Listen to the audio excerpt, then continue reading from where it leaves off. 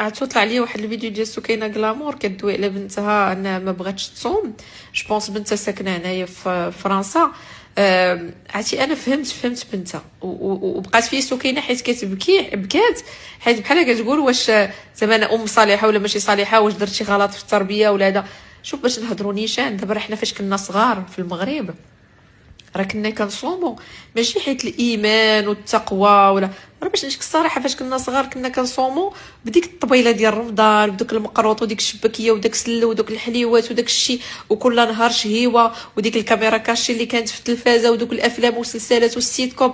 هذاك الجو ديال رمضان هو اللي حببنا في هذا الشهر هذا. دابا انا كندويش على فاش كنكبروا كيكون داك الجانب ديال الايمان والجانب الروحاني، كنقول لك فاش دري صغير فهمتيني ويتعلم يخيط النهار ويدير هذا ويدير، يعني داك الجو هو اللي كيسهل علينا شي شويه ديك الصعوبيه ديال رمضان.